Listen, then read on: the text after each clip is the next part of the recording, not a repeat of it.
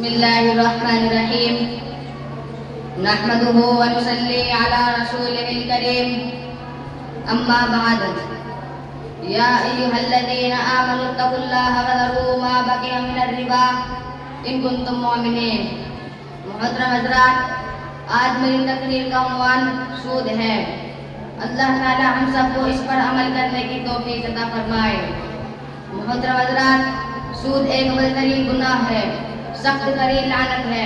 ایسی لعنت کہ جو اس کا شکار ہوا تباہی اور بربادی اس کی زندگی کا حصہ بن گئی. ایسی برائی کہ جو اس کا عادی بنا اس کی نسل تباہ ہو گئی. اور ایسی بیماری کی جسے لگ گئی حیوانیت اور شیطانیت اس کے پورے جسم میں سرایت کر گئی. آج دنیا جن خرابیوں اور پریشانیوں سے دوچار ہے ان میں سود کا بہت بڑا ہاتھ موجود ہے. دراصل سودی کاروبار کے موجودہ ٹھیکیدار اسرائیل کے بدنسلت یہودی ہے جو پوری دنیا کو غربت اخلاص کے جال میں پھنسانے کی کوشش کر رہے ہیں. انہوں نے لوگوں کے ذہنوں میں یہ بات بٹھا دی کہ سود کے بنا دنیا کا کوئی کام نہیں چل سکتا. پھر ایک اور یہ دھوکہ دیا کہ سود کا نام تبدیل کر کے لوگوں کے سامنے پیش کیا. کبھی لون کا نام لے کر سود کا بڑھاوا، کبھی LIC کے نام پر سود کا کاروبار، کبھی سنگا کے نام پر سود کا پرچار. نتیجہ یہ ہوا کہ کل جو لوگ سود سے دور تھے آج اس میں پوری طرح پھنس چکے ہیں. وہ عورتیں جو سود سے نفرت کرتی تھی سنگا جیسی بیماری میں لت پت ہو گئی ہیں.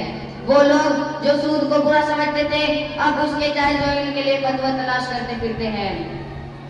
میرے بزرگوں، سود اسلام کی نظر میں انتہائی برا اور سخت ترین گناہ ہے.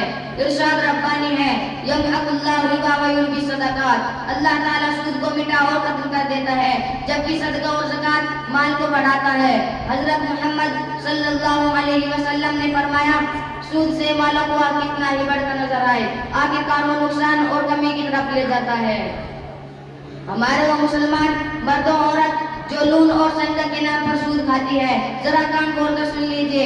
اللہ تعالیٰ نے اعلان فرمایا، یا ایھا الذین آمنوا اتقوا اللہ وذروا ما بقی من الربا ان کنتم مؤمنین.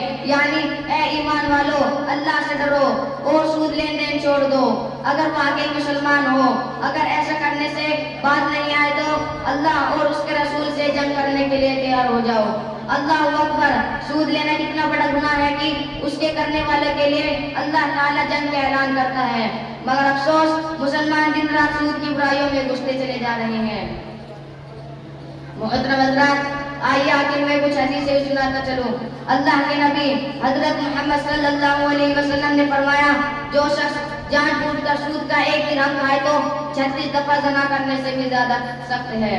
فرمایا، سود کے 70 درجے ہیں جن میں سب سے ہلکا یہ ہے کہ آدمی اپنی ماں سے زنا کرے. استغفر اللہ استغفر اللہ. آپ صلی اللہ علیہ وسلم نے فرمایا، معراج کی رات میرا ایسے لوگوں پر سے گزر ہوا کہ جن کے پیٹ گڑھوں جیسے بڑے بڑے تھے، جن میں سانپ بھرے ہوئے تھے. میں نے جبریل سے پوچھا، یہ کون لوگ ہیں؟ تو انہوں نے کہا، یہ سود والے لوگ ہیں. دعا ہے کہ اللہ تعالیٰ امت کی اس سے حفاظت فرمائے اور ہمیں نیک عمل کی توفیق دے. وآخر دعوانا الحمد للہ رب العالمین.